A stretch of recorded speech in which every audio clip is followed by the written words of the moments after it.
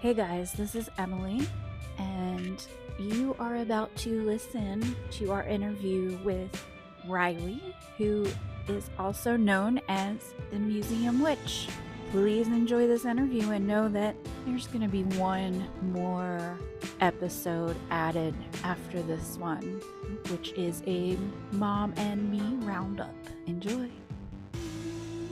Welcome to Only Ghosts in the Building. This is your host, Riley.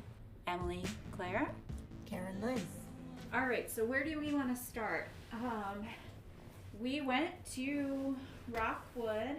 So it was not an overnight or late night. It was in the early evening. We met Rick and Bill. We met Lisa, Bill's wife, and it was like a nice bunch of people. Like everybody seemed really cool, really into it. It was really interesting. I didn't know what to expect coming to this paranormal tour and talk, and I was very surprised at all the different pieces of equipment they had, and also at the size of the group. I've never done any type of ghost hunting or investigating before, so being around that many people in such a vast historic home was quite an interesting experience. Yeah. It was as the kids would say, it was lit from the start, because literally they had as we're sitting waiting for everybody, they had the ghost rope, or the para rope in the cradle, and that was sitting there, and it kept lighting up. I was like, what is happening with that thing? I thought it was faulty, honestly. Yeah, I didn't know how to make heads or tails of that light up rope. I didn't really understand or understood how it worked. Well, it is I think he said proximity meter. Mm-hmm. So there's like if you get close to it, like kind of how the REM pod, if you get close on that, the antenna, it'll make that noise. Well, that one, if something's touching that thing, it'll light up. Yeah, that's really interesting, because it didn't seem to have any type of discernible pattern to the way it was lighting up. It seemed very sporadic. Yeah. And I don't recall anyone really hanging out by it, touching it, being near it. There were people sitting across from it, but they had a decent space between themselves and the rope. It was at least 4.5 feet in between their back and the cradle. Yeah. Now, what was those things that they had? You downloaded it, didn't you? That Spirit? Yes. Yeah, a bunch of people at the tour or this investigation had this app on their phone called Spirit Talker. I think it was like $4 or something. Yeah. And I'm a bit of a healthy skeptic. Surprisingly, I did not expect to be leaving this ghost investigation as a skeptic, considering I've been such a strong believer of the paranormal for so long. But this app, I guess apps on phones for paranormal investigating just doesn't click in my head as external devices do, that like external devices being not apps on phones. Yeah. But I will say mine was significantly less active than the other people who had been using the app for a while. It's actually really interesting. I'm looking at the app right now, and I can take a screenshot of what it's claiming to be using on my phone. And I can also compare that to the settings, because if I allowed access for the app to have control over my phone, the settings would let me know what aspects it's accessing. And I just missed the whole pop-up again because I was talking. Because that makes me, I guess that makes me wary of if it's reading what's on your phone and giving hints to that. You know what I mean? Like, being as a skeptic mind. Kind of like how if you mention a certain brand or a product, Instagram will show it to you later. Exactly. Right. Exactly. They're spying on us. So personally, I've been reading up on the equipment and trying to get a handle on all the things and how it works. Because you can just put blind faith into it, but that's not what you should be doing. Don't go into anything with just blind faith. Learn what your equipment does. Yes, always do your research. Yeah. So I've been trying to get information from people that have positive things to say, and then people trying to debunk it. Now, I have to say, a lot of people, when they debunk, they're just saying like, well, this is bunk because this, that, and the other. It was like, well, they're just ripping you off financially, is what it seemed to be saying. So I did see somebody saying that with things on your phone, it could be like listening to you or assessing what's happening, like if you have any things open or whatever. Yeah, it does say on the App Store in the description, it says Spirit Talker works in a similar way to the world famous Ovilus device, but it's based on my own research, my research being the creator of the app, and theories. It produces words and speech based on what the sensors in your phone are detecting. I don't know what those sensors are. Now, our phones detect a lot. They detect like pressure and like barometric pressure or something. Like they do a bunch of stuff that we are not aware of. Where you are location wise, like if you're pointed north or south, like there's all these different things that your phone automatically does. Mm-hmm. Yeah. So it does say that the sensors the app uses are the magnetometer, the accelerometer, the gyroscope, the orientation, the barometer, and the compass. Yeah. I don't know about that. Yeah. I haven't done too much research into it, but maybe I'll have to do a bit of a deep dive. Yeah. And see what that app is all about. And then come back and tell us. Oh yeah. Oh, absolutely. Yeah. Because I use the Spirit Box, the Sonos 7 or something Spirit Box, the free one. And I mean, that's what I was using when we were in the basement. I had my headphones on and some weird stuff came through, you know, like when Mom and I went to another place, we went to the Mountain Lodge and we were using it and we kept getting, like, it said Karen, like it would say our name, like it was on my phone and it was saying her name. I will say, speaking of names, the Spirit Talker app did say a name while we were at the house at Rockwood, and it was a person on the tour, and it was somebody who was talking to their mother, and he was saying, oh, I really hope somebody like will switch with me because I haven't had time to use the Ovilus yet. Yeah. And I was walking behind him when he said this, and out of nowhere my phone just goes, Colin. Oh. And he kind of like walked a little too far ahead for me to catch up to him, so I recognized that his mom was ahead of me, so I was like, Colin's mom. And she was like, what? And I was like, come here. And I was like, my phone just said Colin's name. Yeah. And then as soon as I caught up to him, I was like, oh, we can totally switch. Like, you can have the Ovilus, I'll take whatever. I think you had like a K2 or an EMF reader. And so we switched, and as soon as we switched the devices, the Spirit Talker app on my phone goes, I remember you. Weird. And I showed him, and he was like, but I've never been here before. So we started in the drawing room. Yes. That was where the cradle was with the rope, rope. Right. In the drawing room is where everybody met, and then they gave a demonstration of all of the pieces of equipment and kind of passed it out to people, so everybody got a little chance to use something or another. Yeah. And then we went to the Bringhurst bedroom. Yes. Where Anna and Edward Jr. slept.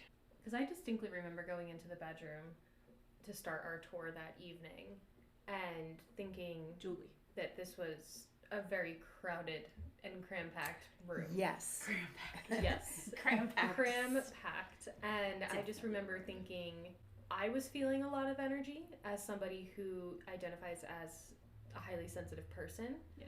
And to have that many people in one room and each person is holding at least one piece of equipment, whether it's a K2, an EMF, dowsing rods, whatever it is, it was almost as if it was a spirit party. It was a spirit party. It was like Rick was asking a question and then everybody was receiving some type of interaction or answer. And so there was a lot happening, a lot going off, a lot to keep track of. Yeah. So I would be very interested to see what other pictures may have been captured in that night. Right. Yeah.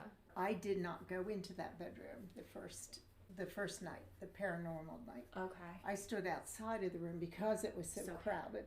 And the second night, I made sure I went inside the room. And wasn't as bad. So Amy and CJ, they went on our tour and they brought their kid the next day. Okay. Amy was the one that had. Yes. That's her story that she can tell if she wants to. But yeah, she had her own special experience during that tour. Yeah, and that was really sweet. So the next room we went in, Joseph Jr., Shipley, and Mary bedroom, his niece that lived there after he passed away. Yeah. They used the same bedroom. But not the same bed. And they both died in that room. Yes, but not the same bed, which is the mistake we said 2 episodes ago. Well, but that's where the music box comes in. Yeah, the music box was in that little, it's like a closet, kind of, like a dressing room. Dressing room, yeah. And that, that was very fascinating because I think I even got a video on my phone interacting with the music box, and Bill, he was explaining to me where the motion sensor was on the music box. Because at first I went in there and of course it started going off right away, and he was like, oh no, if you stand out of the way, like if you stand behind it, you won't be in line at the sensor, so you won't be triggering it. Yeah. So I stood behind it, made sure I was clear of the sensor. I was the only person in that dressing room. Yeah. And I just remember standing there and kind of looking into the mirror that it was near and just kind of asking for whoever was there to interact with it. And it did go off a handful of times, and it wasn't just like a little tinkling of sound. Yeah. It was like somebody wound up an old school music box like 3 or 4 times, and it played for a solid 10 to 15 seconds each time. Yeah. So in my brain, that means that somebody was interacting with it, quite frankly, like materializing close enough to that sensor and manifesting long enough to get the music box to play. Yeah, absolutely. And I know it was definitely a motion sensor because, like I said, when I first walked in there, I triggered it, I set it off. So I don't really see. Yeah, well, and when you were standing next to me, and I have the video of that, so I don't have your video, but I have mine, where it was just on and on and on and on. And even when no one was in there asking for someone to interact with it, it was pretty much going off. Yeah. Like, and what they say, according to Rick and Bill, they say Mary likes to play with that box. That's what I thought. Favorite. I remembered asking a Mary to play with the music box specifically. Yeah. So that's kind of interesting. I thought it was weird because, again, going in there and having all this stuff happen constantly, like this, that, pew, pew, pew, pew, and not knowing, like, it was like, what is happening? Like, I've gone in places, we went to St. Augustine Lighthouse, and we had the one blip on the meter, and that was it. Right. But then we got the EVP a little bit later when I listened back. It wasn't crazy, and this was crazy. This entire evening was completely indescribable, like unlike anything I had expected. No, yeah. So it's, and I think Bill and Rick were a little taken back by it as well because they said that much activity rarely happens. Yeah, it's not normally like that. And we hadn't been there in a while. We had this going, we had that activity, and then our energy, all of us, we were all like hyped up, ready to go. Oh yeah. And it was like, I think that really attracted things too. I think they were like, you guys are awesome, let's go. Let's go. So I was in Mary's bedroom, and I had like a feeling, my tingling, especially my scalp. And then I walked into Edith's bedroom, which was right next to it, and it was cold. I had a cold pocket, and it was noticeably, and it was only a couple feet from where I was standing. Right. And just all of a sudden, and other people had said that when they walked in, boy, it's cold. It's really cold. Yeah. And it's just not like a little bit of change. It was a big change. Drastic. In temperature. Yeah. Right.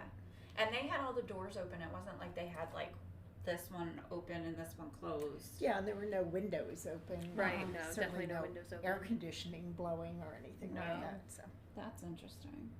The next bedroom we went into is Edward the III/the Fifth. Eddie Five. And that was a treat. I don't know what to make of that. Now, this was the room where they put all of the equipment on the bed, correct? Yes. Everybody took their K2s out of their hands and put it. Now, K2 for me, when I was using it wasn't a K2, it was a different meter, but it's an EMF meter. It was the clear one. But when I put it up to my phone and like kind of touched it on the phone, it would light up, but like it didn't really light up at all. It didn't light up anywhere else. So I knew that it was sensitive, but it didn't even light up on there. But K2s, it would have to be in close proximity. Like it would have to be right next to something. Right. Like that's how you do it in your house when you're looking for electric. Like, and when the electricians use it and you do it in your house, you're like putting it right up against the wall, right up against where the things. So it has to be almost touching it for it to go off. And interestingly enough, that same EMF reader that wouldn't go off for you unless it touched your phone, you switched with somebody later in the evening, and when you switched with that guy, it started going off. Yeah. Like it was reacting to his questions or to changes in and around his specific environment, but as soon as you would handle that specific EMF reader, it was as if it was non-functioning. I don't know, and see that's my question. Like, are some of these devices a bit more dependent on the handler's energy? Right. Because what if he had a different energy than you had? Well, I can tell you right now, going into that night, I usually feel a lot of stuff. I wasn't feeling anything. Yeah. It was weird. Like, I was kind of void. It was very strange. I mean, I did feel that cold spot on my leg with the dogs. Same. But, like, I didn't, like, somehow there was, like, something blocking me that night. But the next day, not even 24 hours later, I was getting cold chills. I was getting tingles. Like, I was feeling the energy. I felt sick in Mary's room the next day. Like, there was a lot more energy coming at me the next day. So I don't know what was off for me, because I was into it. I was excited, but, like, I don't know what was off for me that day. And maybe that's why that meter wasn't working. Could have been. Yeah. Yeah, absolutely. So the other thing is that could have been somebody he brought in that was following him. It didn't necessarily mean that was somebody in the house. Oh, exactly. Yeah, especially with people carrying different energies. You know, some individuals have different auras, but I think it's absolutely possible for different individuals to be carrying different entities. Like, whether or not it's an attachment, you know, that's a whole different kettle of fish to get into later. But you know, from your own energy that you bring in terms of your emotions and your feelings from spirits that just happen to be with you. Your ancestors or your guides. Yep. Anything in the astral plane. I mean, there's a lot that has yet to have been officially, you know, quantified by how we measure things. Absolutely. So, who knows? You felt a disconnect. You kind of felt shut off that night, and none of the devices you handled had any reactions, whereas that guy was handling an Ovilus, and then he handled the EMF reader. Yeah. And his equipment was going loco. Yeah. Yeah, the only real activity I had was when that REM pod went behind me. After that, was it that night that they also talked about William staying in the room? That was what I was trying to That's what I kind of remembered. Something about William liking me. Yeah. But I don't know what they were talking about beforehand. Like, I wasn't necessarily paying attention to the William story. Well, the only thing they were saying is that William would stay in that bedroom as well, but he'd always sleep upside down. Because that thing. Because the headboard was so bizarre. A ghost dog. It's a mosquito from next door. That's funny. Debbie came through. Oh, God. So after that, we went upstairs to the servants' bedrooms, and I don't think much happened there. Not for us. I mean, there was the one thing that happened for Amy and CJ, but that was different. Again, that's their story to talk about. That was different, but it wasn't an entity in the house that came through for them. It was a personal thing. So Person spirit. Yeah. Then we went up to the attic. Yeah. The attic was really interesting for me because Like, I have nothing to say about it. It was just very interesting because, you know, again, it was one of those moments where it was a very small space, no lights, for a reason, because, you know, we were using, like, light-up dowsing rods and REM pods and things like that. Yeah. But for all of those people to be crammed into such a tiny place around very sensitive equipment, it was, I guess, for the best phrase, a very hard sell. I wasn't really sure how I was feeling in those moments, especially because Bill had the spirit box in his ear, and Rick was using the dowsing rods. So they were far enough away, physically, far enough away in the attic, that they were kind of in their own space, doing their own thing. And I almost feel like Bill was getting a lot of words coming through in the spirit box, and he was getting very excited. And he kept trying to tell Rick what he was hearing, but Rick was so into his dowsing rods. Right. And what he was talking about, there was kind of just, for me, it was almost like overstimulating. Yeah. It was like, okay, Bill's really excited. Rick's really excited. Everyone's like focusing on so many different things happening right now. Yeah. And I was just kind of standing there and I'm like, I'm feeling energy, but I'm really thinking I'm feeling the group's energy. Yeah. I don't feel like something's disconnected. But when we left the attic, I think it's either you or you, one of you was near me on our way out. The linen closet that was in the stairwell was open by the time we left the attic. Which it shouldn't be. And it was shut, like latched shut. It wasn't like it was cracked open. Because I remember looking at that door going, oh, I wonder what's in there. Yeah. And when we left, it was wide open. Yeah. Like somebody was going through someone was going through that little closet. Yeah. And I pointed it out to Bill and I was like, that wasn't like that when we came up here. Now, isn't that when Emmeline Coat came up? Yes. Okay. Emmeline Coat was a name that came up through the spirit box or the ovulus. Ovulus. Okay. And it was Coat that came up first, and then Emmeline, but it's spelled. It was I have a photo of it, and it was AMELINE.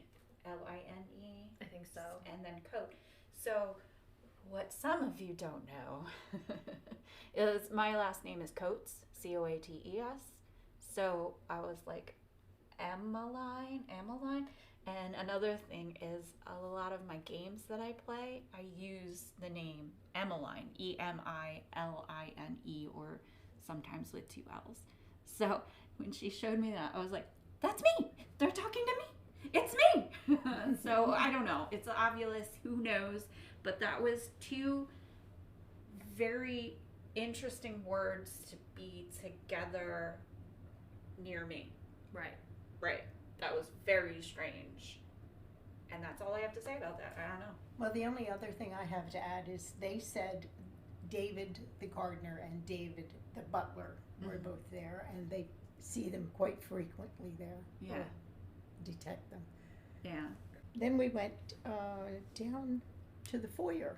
And foyer and the dogs. Foyer.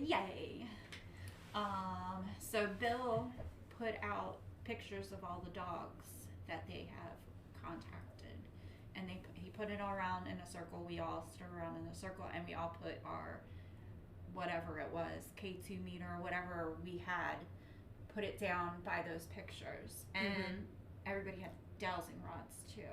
Yes. Or the people that had dowsing rods were using them. Correct. We got some hits off of something. Definitely some hits. I don't recall seeing any big jumps on any EMF readers. I don't recall seeing any of the little lanterns really lighting or flashing up any different colors. The cat ball definitely. The cat balls definitely went off, and I do recall feeling a bit of a cold spot because I wasn't standing. I was kneeling on the ground. Yes. With the guy who was using the other ovulus. He was next to me, and I was standing right adjacent to you as well. And he and I put both ovuluses in front of us. At one point, I reached forward to like tilt the ovulus toward me to see if a word had popped up, and when I had reached forward, it was freezing cold. And I looked at him, and my eyes got really big, and I was like, it is ice cold right in front of us. And he put his hand right next to mine, and he was like, it is ice cold right here. Yeah. Like, it was a freeze. And that's, honestly, I have chills right now thinking about it. That was one of the first, like, isolated experiences. And quite frankly, the only isolated experience I think I had that evening was just feeling such a direct cold spot. Yeah. Right in front of us. And that, again, was when we were trying to make contact with or provoke these dogs that were known to reside at this house.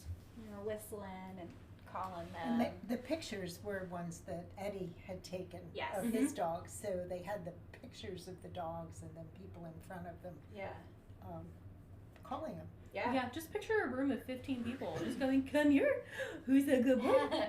Who wants to go walkies? Who wants to go for a walk to a completely empty room. Yeah. So it was probably my favorite part of the night. That was kind of fun. I did remember when you were talking about a cold spot, and then we were about to like walk out, and I was like, man, my leg is cold, and it was my left leg, the lower part of my left leg, like my calf, so it wasn't that tall. So it could have been one of the little, because they had the big dogs, but then they also had they had cats, right? Jack Russell Terriers. Oh. So they also had Jack Russells, and that would have been that kind of size for that. And they had a cat and a squirrel and a fox. Somebody had a fox. I believe it. Pets. Yeah. Oh yeah. Lots of it. They had a lot of animals through that house. Squirrels were a very popular pet in the late 1800s, early 1900s. Interesting. Mm-hmm. I didn't know that. But we called it growl. That's where we called the growl. Yes. We were kind of in the next room by that point, weren't we? We were in the parlor, and you and I were trying to use the dowsing rods, but it wasn't working for you. But I have this whole video, so I went back to watch that video, and then I caught the growling, and I heard other people saying that's a growl. And now that growl came through that type of spirit box that was set up in the other room, correct? It was, I can't remember, it's honey something, and it's like, it looks like a stereo speaker kind of thing, and then or like an amp. Honeytone spirit box. There you go. I think is what it was called. Yeah. And it actually filters out that static sound. So it's going through the radio waves. It's picking up all the radio waves at a high pace, but it's filtering out the static. So you're just getting kind of ambient noises, but then you'll hear actual words. Right. And apparently they were talking about dogs at the time, and then there was growls coming through. And I'm sure you'll see this clip on our Instagram because it is almost two very distinct growls. I feel like there's a small one, and then the second one is more pronounced. Yes. And that's when you kind of hear all the voices in the room go to a hush. Yeah. And you're like, whoa. What was that? Was that a growl? Yeah. People really stopped what they were doing when that happened. And it was funny because we were just doing our own thing, not listening, not paying attention. I just so happened to have been filming at that time, which was cool. And he was talking about dog at the same. He like literally said dogs right before it happened. Yeah. Now whether that thing is hacked, not by them, I don't believe that they would ever do that. But maybe listening to what they're talking about and then continuing that by making a growling sound, but that would have to be like logged into the technical stuff. The Ovilus, I think, has a dictionary of like 2,000 to 3,000 words, but the honeytone, I was under the impression that the honeytone was the spirit box, but more connected to the internet / radio. Okay. And I think that's where the static part comes in, where it's scanning the radio waves backwards and perhaps even frontwards, but I think most of the speech I heard coming through to me was indecipherable. Yeah, that thing actually did say write a letter or you got a letter or something like that. So I do have more of that, and it said a phrase, like it didn't just say a word, it said a whole phrase, and that should not happen. Yeah, whole phrases are rare for spirit boxes. Yes, I would say the most consecutive words you would ever get from a spirit box would be 3 to 4. Yeah. And it would be a very broken sentence. Yes. So to get a coherent sentence fraction, I think is quite distinct. Yeah, that's pretty big. Yeah. That was interesting. And Lisa was like, oh, yeah, it said something. So that's kind of neat. Okay, and the final place we went was the basement. The basement. Oh, the basement was crazy. I have a lot of feelings about the basement. Do you? I do. Well, let me give a baseline on the basement. The basement has, it's kind of like a big long hallway with rooms shooting off of it. And so one of the rooms has it was like their wine cellar, this like little place that put all your wines in. And didn't that have like a vault in it? Something? I think it was just the wines and for ice. Yeah. Okay. Yeah. I remember that upstairs in the servants' rooms there was that you put safe. Stuff in the safe. Oh my God, the vault. For those who aren't watching, Emily was just spinning an imaginary like combination for like 10 seconds while we're sitting here trying to figure out what she's talking about. Figure out the word that I'm trying to say. Okay, and then there's another room that has all the coal that they used to heat the house. So there was a woman that I got a distinct sense on before when we took the servants tour, was it? Or was it the next? No, servants tour. We both kind of felt while we were down there a vibe of a woman carrying a tin bucket with coal in it. And we actually heard, no, that was on the, oh, sorry. No, that was when we were looking at the evidence. That was during the evidence. The reveal. The reveal. So when we were sitting at the reveal, they had a video of a sound. They had just a little video recorder going, and they caught a sound and it sounded kind of like shuffling, but like there was like also like a tin. Yeah, like a metallic. Yes. And in my head, as I'm listening to it, I saw a woman going up. She had her like dress on with uniform, like her uniform with the apron and everything, and she's carrying the bucket of coal going upstairs. And you could hear the stairs going on. You didn't get to go to this, but that's one of the evidence that they revealed to us. That was really neat. And you got the same vibe, didn't you? With the woman with the coal? Yes. We both had simultaneously like the same thought process about that. But yeah, anyway, basement. That's the layout. Yes. So again, the basement is a really long hallway with the offshoot rooms. And while we were down in the basement, we did a couple of things. The first thing I remember us doing as a group is they used a laser grid, and we stood behind the grid. So we were not in this laser field. We were kind of just looking at the laser field projected onto at least half, if not more, half of this long hallway in the basement. Yeah. A pretty vast amount, and with doorways. Right. Yeah. Now, they say that a lot of the times they'll see somebody peeking around, and like you'll see like the shape of somebody peek around. I didn't see anything. I was kind of in my own world, so this is on. I don't remember seeing anything specifically, but I do remember what I felt. And I do remember feeling cold, because the basement is cold, but I just remember feeling almost like I was just not on solid ground. Like I was very uneasy and like unsettled being down there. And I just kept feeling like I had to have my back towards a wall. Like I didn't want to leave myself exposed. But of course, after the laser field was over, they invited people to like walk through the portal that is down there. And I was like the first one to be like, I want to walk through the portal, let me go. You know, I'm uneasy, but let me go. Yeah, I might get sick, but that's fine. So I remember walking through the portal, and I did get a bit queasy, and I definitely felt like dizzy and lightheaded and just, again, more unsettled than I already was. So perhaps in retrospect, that was not the best idea. But it was quite the experience. So I enjoyed it. It was fascinating. Yeah. And they say that's what people feel. They feel exactly when they go through. They can tell they went through the portal. Interesting. Yeah. See, now this is when I had my headphones on and my spirit box going. And like while we were in the basement, and I kept saying walls, and then I can't remember exactly what it said, but I was what Bill was doing was he had, through the whole tour, he had his spirit box in with his earbud in his ear, and he would just randomly shout out stuff. Mm-hmm. And so I was like, okay, well, I can do that too.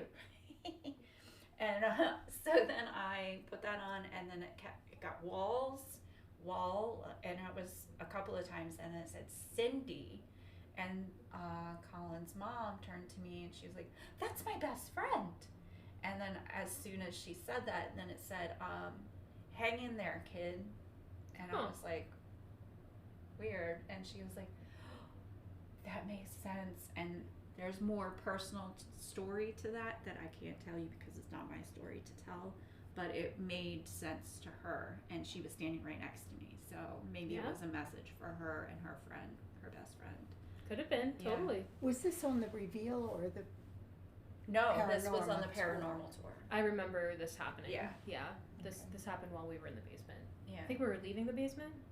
Yeah, we were about to leave. Yeah. So I think everybody was walking through the portal and doing that, and I was just still listening to my... Riley's just unhinged, going in and out of a portal at the end of the hallway. I was watching the piece of equipment, and I can't remember what it's called. Yeah. That... I don't think it's that Rick had, and it showed the portal on it. Yeah. You could see stick figures. So that's the SLS. SLS, okay. Yeah. And then it showed portal in purple. Okay. And you could see people walking down it and going through the portal. I think it was the SLS. Do you think it was the I'm SLS? pretty sure it was. Because the stick figures are SLS. Yes. But I didn't know if he had a separate function for that, because I know that he has different functions on that equipment. He does. And I remember seeing one screen divided into many views. Okay. So I remember kind of seeing the SLS where it's more of like that grayscale. Yeah. But then I did recall seeing the purpley like infrared, colory one. Yeah. So but it wasn't temperature. That wasn't a temperature one. That's not a thermal one. It looked, what I recall seeing looked thermal, like that's the best way I can describe it, but yeah. I don't know. That was interesting.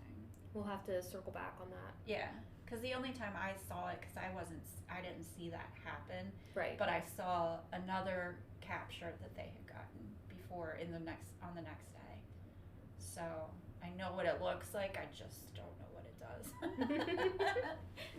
But I want one. Take it out of mortgage. That's expensive, I think. Okay, any other wrap-ups you'd like to talk about? Yeah, so your skepticism, we can skeptic? Yeah, it's interesting because like I said, I've never done a paranormal investigation before this. Uh-huh. So going into this, I was so excited. I was like, oh my gosh, I get to be just like Zach Baggins and use all of these pieces of equipment. This is awesome. And I don't know. I think it really stems from just being in such a large group and not being able to isolate experiences that really threw me off.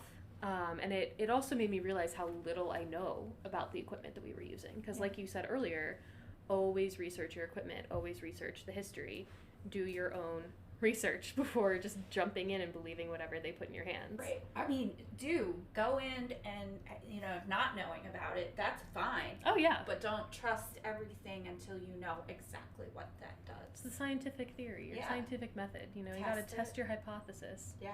And see what happens. Because the ovulus, that one really trips me up because it's supposedly crafted on the theory that entities or spirits can manipulate the word bank.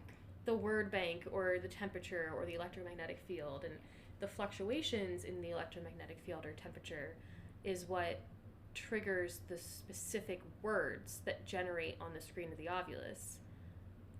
But to me, in my brain, with very limited knowledge of how this technology works, I wonder how it discerns what words are detected based off of those fluctuations. Because to me that means that there has to be some sort of program where the word dog is triggered by a 0.2 decrease in temperature. Right. You know, so and like how do the ghosts know to do that? Right. How do the ghosts know to do that? Right. So that's where I'm like, I always thought the Ovilus was cool, but now I'm actually using one and had such a vastly different experience than the other person in our group. Even standing right next to him at some points, I was like, I don't know about this. Yeah. I'm not too sure. But the EMF readers seemed pretty cool. Wait, so back to the Ovilus, do you think we could be manipulating it and just making junk words because we don't know how we're doing it? Like we our could. Energy field? I think so. I think there are ways that human beings can manipulate energy fields, not particularly electromagnetic fields, but some type of energy field that could impact the results you get from an Ovilus. Yeah. We just don't have, at least I won't speak for the collective we of the world, I will speak for myself. I don't have the knowledge to explain those instances if it is happening. Okay. Yeah. All right, now you can go. Oh no, I was just like thinking about all the different equipment we were using and kind of what stood out to me the most. And you know, the K2 and the EMF readers were really interesting. I also found the little lantern devices very interesting. I forget what the proper term is for those. Ghost lantern. Ghost lanterns. Ghost light. I think it might be ghost lights. Ghost lights? Okay. Yeah, I think it might be. I found myself really entranced by the dowsing rods overall. I think those were my favorite tools of the entire evening, and I was very intrigued by the light up dowsing rods. And I can't remember if their dowsing rods lit up a certain color based off of temperature. No, they can change their It's color. like a manual thing you can change the color with? Yeah. Okay. Yeah, the light up ones were very intriguing because that way you can use the dowsing rods in the dark. Yes. And see what's happening. And for me, dowsing rods have a very different feel from when you are using something like a pendulum. Yes. I've actually tried working with a pendulum, and I don't trust myself. Because every time the pendulum swings, I'm like, oh, that was me, I moved it. Right. Or I took a really big breath. That made it swing that way. Well, like, do you put your elbow down and do it like this? I haven't done it in so long. Yeah. I'll have to try it again. Try that, yeah. But I know when I've used dowsing rods, when I'm very still with dowsing rods, and I can almost feel the pull at the ends of the dowsing rods. Yeah. And for some reason, that just registers to me in a more tangible, confirming way. Yeah.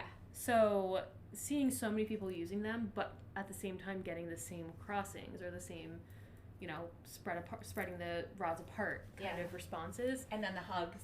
And the hugs, yeah. So in the readings or in any of the investigation when we use the dowsing rods, if the dowsing rods were spread apart so far that the rods swung back and tapped your arms, Rick would go, someone just got a hug. And I thought that was so sweet. So sweet. Actually, mine crossed all the way and touched my arms. So they crossed and came to my shoulders. She got a double hug. I did. And I know who it was, too. Aww. Dippy. It was Dippy. It was Dippy. It was my dog that died. And she's always with me, so I wasn't surprised she was there. And I think that's why the other dogs barked or growled. Dippy. Little Tip-Tip. Little Tippy. She's my little sister. I don't miss her because she's still there for me. Well, we had her 16 years. Yeah. So that's a long time to bond. Yeah. Well, she climbs up in my bed now. Like, at my apartment. So. She always loved to see you. I mean, really loved to see you. Yeah. Everybody else, she's sort of like, don't touch me. No. She would, there was one time I got there and she literally like rolled over for me to pet her and she just peed. She was so excited. I was like, oh my God, Clippy. And she never did that. Because she was always very well housebroken. And she got excited. So excited. She rolled over and peed. That's hilarious. Anyway, so I think we're done. Wrap this up. Okay. Yeah. Yeah. If anyone has any questions or wants to follow along with us in our future adventures, you can also find us on Instagram at Only Ghosts in the Building. Yeah. And if you'd like to follow me on social media, you can find me on Instagram at The Museum Witch Tarot. as well as TikTok at that same username. And I'm going to be kidnapping Riley for many an investigation. Oh yes, you will hear from me. I was gonna say you'll see me more. No, you won't. You will hear from me much more. Oh, you'll see her too on the Instagram. Oh yeah, on the gram. I guess you could see me on Instagram. Yeah. If you're curious as to what my face looks like. I already posted you on our Instagram anyway, so we have your picture of us and stuff. Anyway, and when we went to go see the podcast with Oh yes. Shout out Em and Christine. Em and Christine, and that's why we drink. Yeah. And Eva and Lemon. Okay. Yeah. All right. I forgot what I was going to say. Bye!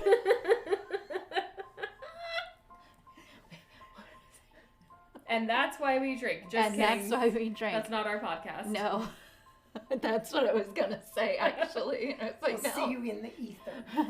We will see you soon. Bye. Thanks for listening. Find us on Instagram and Facebook at Only Ghosts in the Building. Email us if you have a story that you want to tell. Write in at onlyghostinthebuilding@gmail.com. Or if you have something really juicy, write us and let us know that you have a great story and maybe you could be on the pod too. Bye bye. Bye bye. Bye bye. Bye bye.